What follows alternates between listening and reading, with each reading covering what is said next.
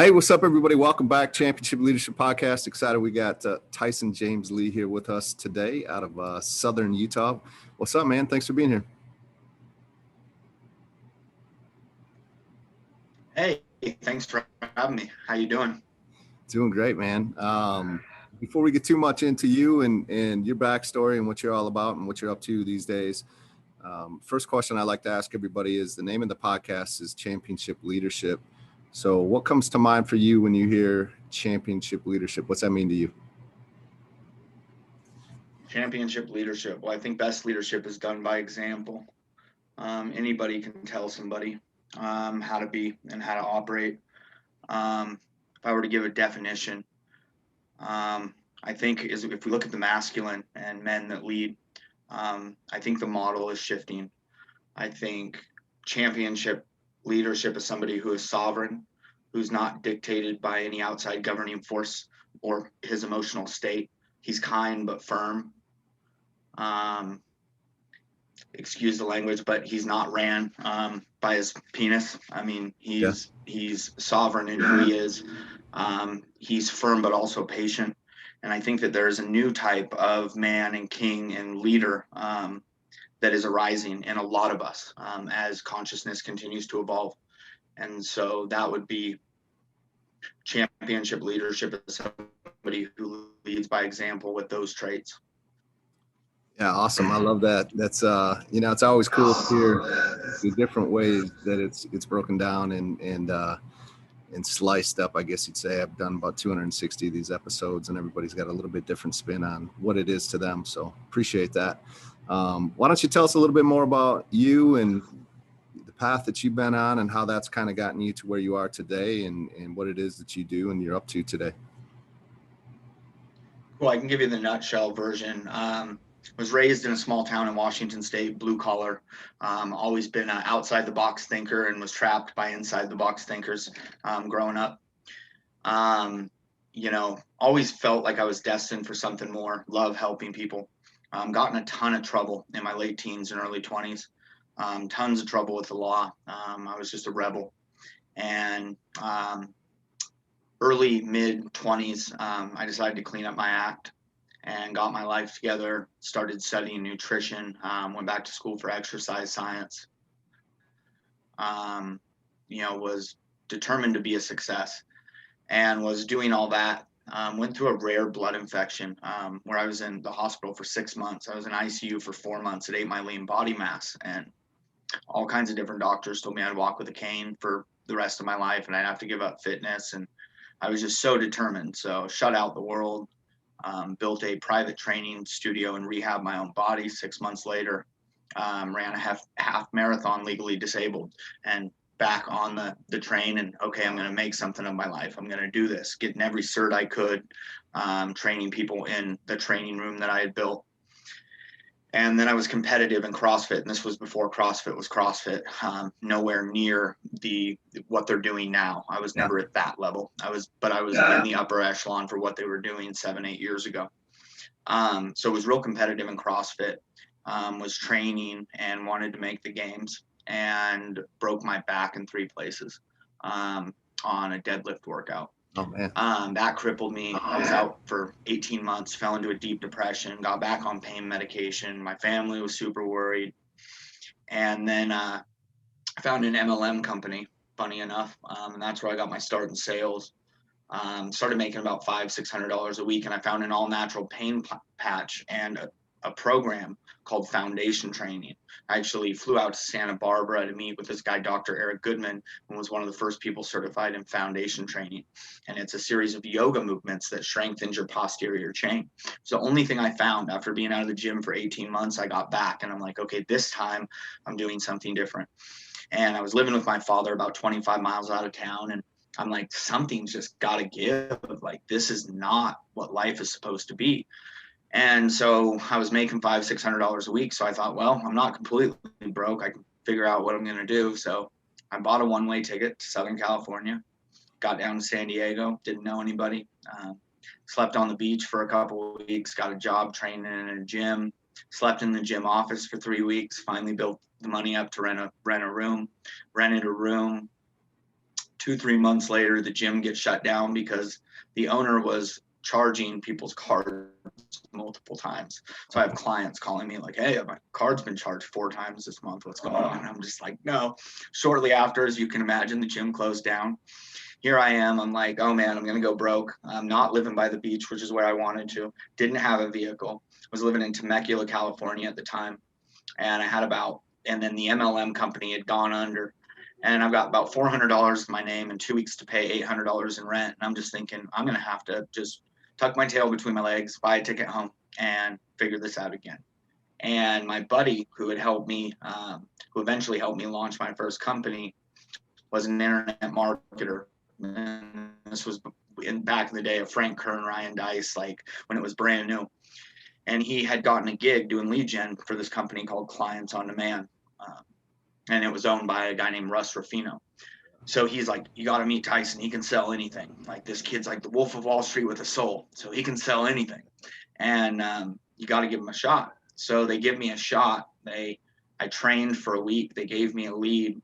And my first lead, I closed a $10,000 sale, got the credit card information, called the sales manager, went on to close 17 deals in 14 days, breaking all the company records, making about $21,000. And here I was, like, kind of this overnight success, like, holy smokes, this kid is crushing it.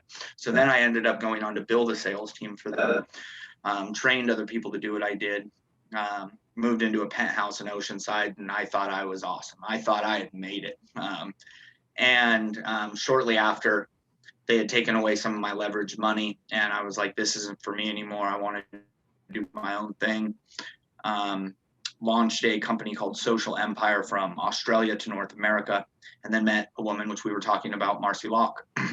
Marcy called me, told me that she had heard I was great at high ticket sales, wanted me to sell her $15,000 mind body program. Marcy was doing as much as $1 million a month and charging as much at that time as $500,000 a year for her coaching. So started closing her deals. Then she saw the value in what it is I offer. She had me run the whole back end of her business, her team, her marketing team, everything.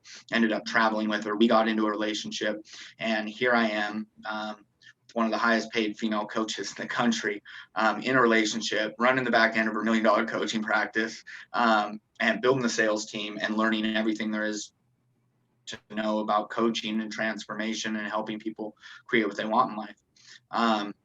When Marcy and I split, I decided to launch a company called TYFIT, which I marketed solely organically over Facebook. It was a completely different day. The algorithms were completely different, and it was much more sustainable to run a business off of. And I generated about $250,000 for 4 years just doing a Facebook video a day. Did that. My mother passed away. Took 2 years off, did a couple 10-day meditation retreats in silence, wanted to find some inner peace and happiness that none of the success had helped me find. And so kind of shifted my life path and told myself if I couldn't find success and fulfillment, that I was not going to come back and try to pursue this societal success. Well, I did. I found something deep inside of myself, and I wanted to come back and share that with the world and start life coaching and coaching on a different label. So I rebranded myself, built the site TysonJamesLee.com, and I've been coaching for the last 18 months in that capacity. So that's the story in a nutshell. Yeah. So what is it that you found, that you discovered that made you make that big transition or pivot? Well, it may have been something that I discovered, but it's more of something that I let go of. I realized that I had a lot of ideals and beliefs about what was right and what was wrong, and what success was and what it meant to be happy. And most of it was a crock, in my opinion. It never did make me happy.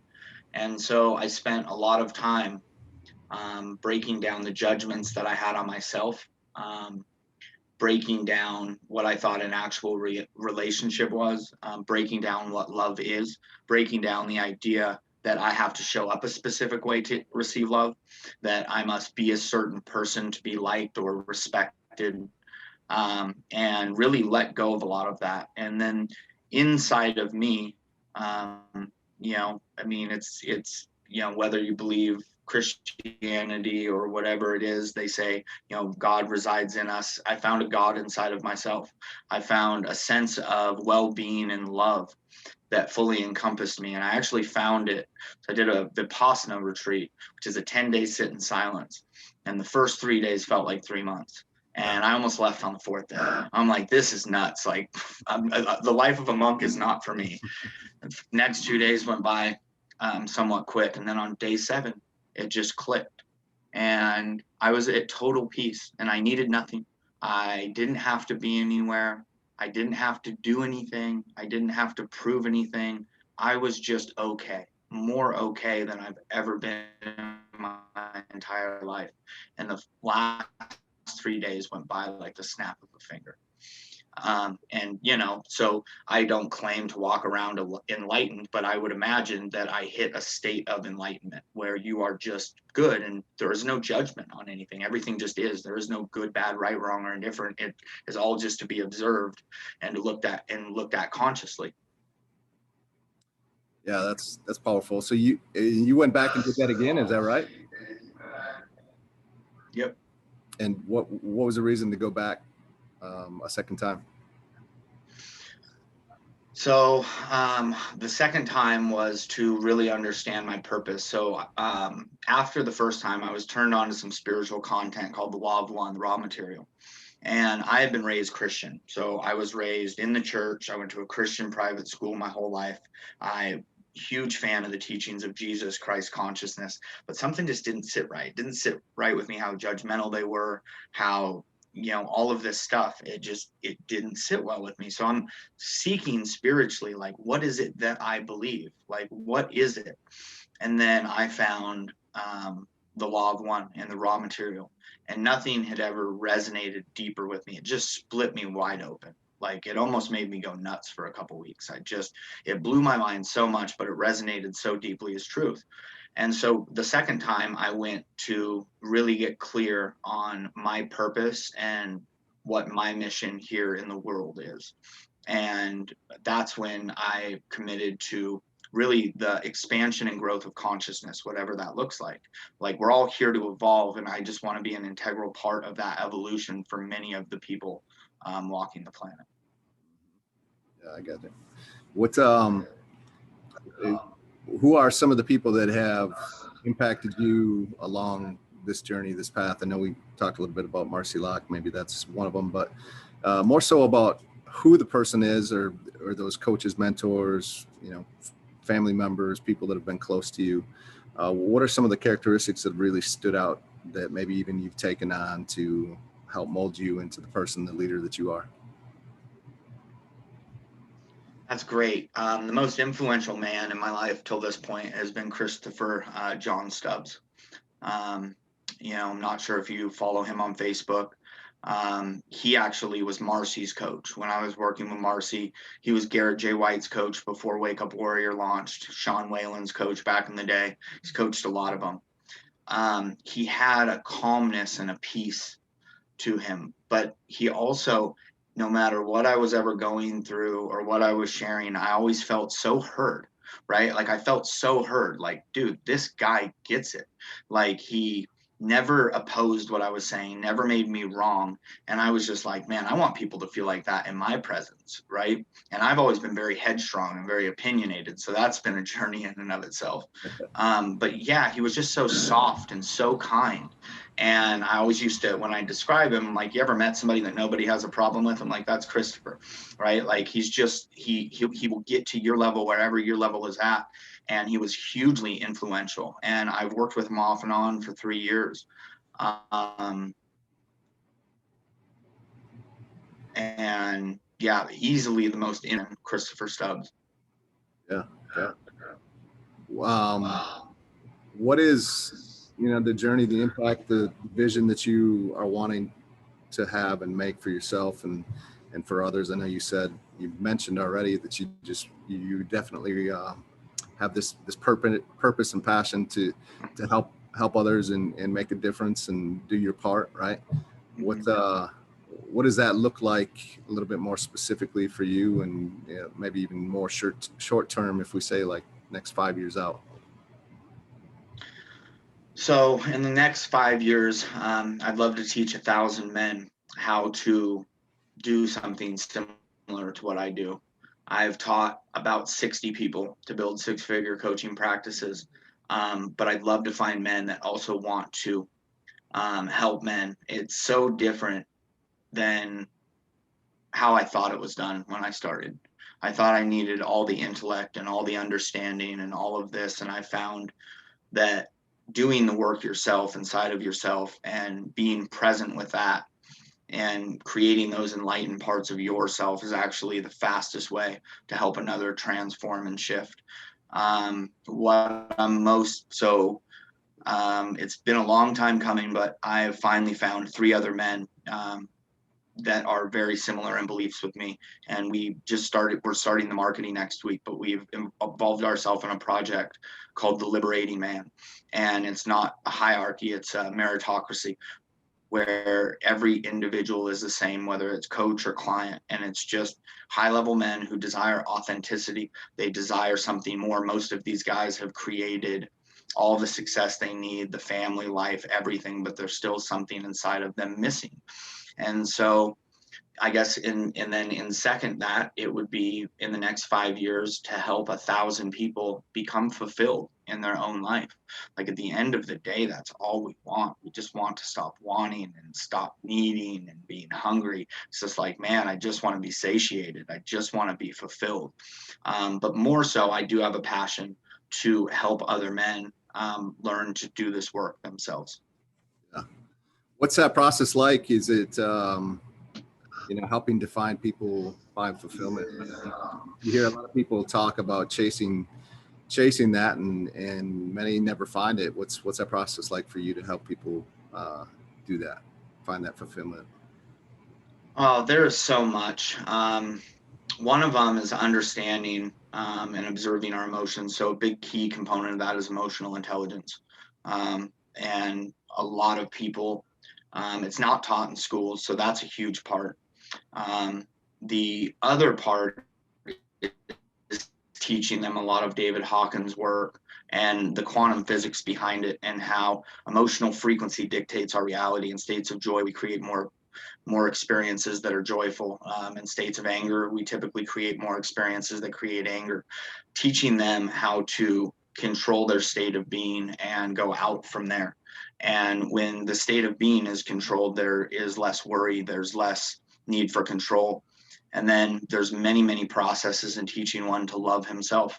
And we are taught in society, like, most of the love, especially in our intimate partnerships, is created with attachments to outcome control, right? It's like if you love somebody unconditionally, you're not going to want to control them. You're going to want them to be fulfilled at the highest level.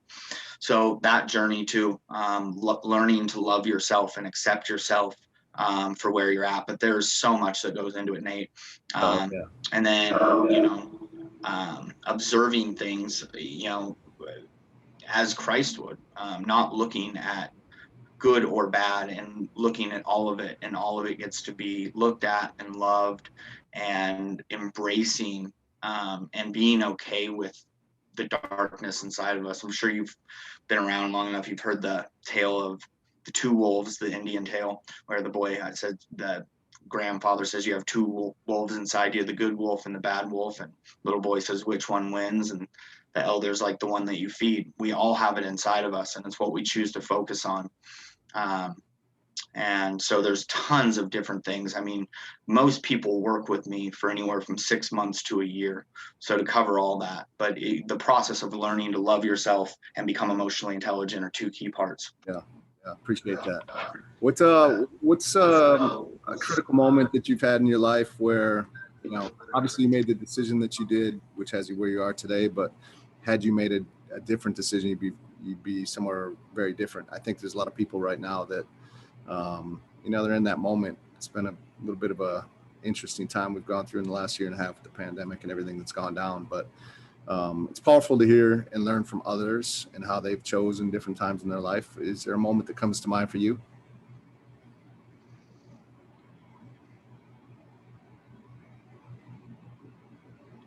Yeah. It was before I left to California. I had made, like I said, I made a lot of mistakes that I did not think that I could overcome, and had thought that my kind of path was already pre-chosen for me. And I decided to take a big leap of faith. And this is where the gold is at, is that big leap, and just putting yourself out there and going for something different. But I had kind of a spiritual experience where a week before I left, I fell down and I caught a glimpse of myself in the mirror. And I just looked at myself for like 5 minutes, and I just fell to my knees and I just started weeping, man. Just weeping, like, man, I want so much more and have no idea. And then just kind of like the voice, intuition, whatever it was, your heart speaking to you, was clear. Like, take what you have and go to Southern California and everything will be okay. And in touching on that, like, I'm big on the energy of things. Like, I want people to understand this, because just by doing this one thing, you can change a lot in your life. So we want to get better job and a better income without letting go of our previous job. We're waiting for a better relationship or a better mate, but we're hanging on to the one because it gives us comfort and it's okay. You have to let go of good to get great, and you have to let go of great to get epic. And I have seen this so many times, and it's so scary for people to completely let go of what is supporting them or what is comfortable for them. But we don't create enough. We only have so much capacity to receive.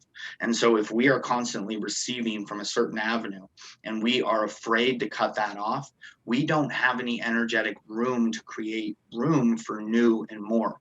And this has been a huge thing in my coaching lately. I'm like, you just need to cut it off and have faith.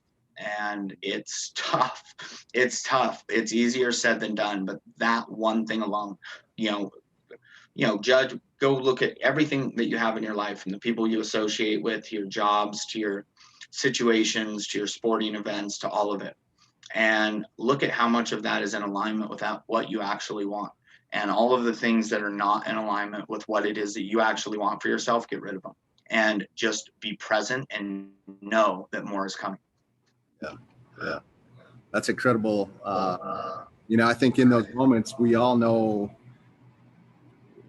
what we want and which way we want to go, but oftentimes we end up making that other choice for so many other reasons, and comes down to, like you said, having that faith and just taking the leap and going for it. So yeah, thank you. What are one or two things as we wrap this up, if the listeners were to implement today and take action, it would help move their life forward today, what would that be? Okay. So this is a really easy concept, and it's easy to implement. So the mind's eye creates our reality, in my opinion, right? Your thoughts, your words, what you entertain, what you give attention to is really, really important. So in the media and propaganda has become excellent at putting the image in your head that they want to put in your head. And I've taught this forever. So let's say, I'm trying to beat cancer. What's the first thing that you think of? First thing that you think of is somebody who's sick with cancer. I'm trying to lose 30 pounds. What's the image that comes to your head? Somebody who's 30 pounds overweight. Well, what if I tell you, hey, Nate, I'm moving towards the healthiest, best, most fit version of myself, right? It's a completely different image that goes in your head. And so just by shifting your perspective to moving toward what you want instead of away from what you don't will change the game. It changes so much. It's just a simple little mindset hack. And it's like, no, I am no longer going to be looking behind me, running from something. I'm going to be looking towards me, running to something. And if you can shift that, so it's not, hey, I can't wait till I'm out of debt. It's, I'm moving towards a place of abundance and financial prosperity. And the image that you get in your head, and there's a great book called 3 Simple Steps. I love it. And it's about a guy who built 2 $10 million companies in like 3 years. Like, the guy's incredible. He talks about mindset shields and all of this stuff. But he talks about, so like, I love sports. I listen to ESPN. As soon as the commercials come on, I hit the radio button. It's off. It's off for 3 to 5 minutes. I do not watch commercials because I understand what that stuff is doing and trying to program my subconscious mind. Yeah. And so that being said, not only that mindset shift, you are a product of what you take into yourself. I love rap music. I stopped listening to secular music because it just didn't talk about anything that was in alignment with what I wanted to create for myself. So be aware of what you're receiving in, and know that that is a huge part of creating your reality. Move towards what you want, and not away from what you don't. I love it. That's awesome. Yeah, appreciate that. What are a few ways that listeners can find out more about you and what you're up to? I know you just mentioned that you got a new program that you're launching with a few other good friends of yours. Yeah, let us know how we can follow you and see what you're up to. Yeah, so you can always add me on Facebook, Tyson James Lee. Shoot me a message on Messenger. You can go to tysonjameslee.com, scroll down to the bottom, and click the Science Transformation. I offer a free three-part video series that talks about frequency, emotional intelligence, and how you can actually use all of that to reprogram your DNA and reprogram yourself at the cellular level, which is awesome. And all the information is in there. You can, and I'll give you the links, but on that website, there's a button up top to add me on Voxer. And the way that I love is I just love to provide value and let the cards fall where they may. So if you feel like I can help, if you feel like you're struggling with something, go to the Voxer page, add me on Voxer, and send me a message. Let me know what's going on. And I will get back to you at my earliest convenience and share some insights that could be really valuable for you. And I pretty much am on, that's where I coach. I'm on Voxer all day long, and I'm just always coaching. So Voxer is the best way. Facebook works too. And then there's the website, and I'll get you those links, Nate. I appreciate it. Well, I appreciate you being here, and thank you for everything. Hope you have a great day, man. Awesome. Thank you so much.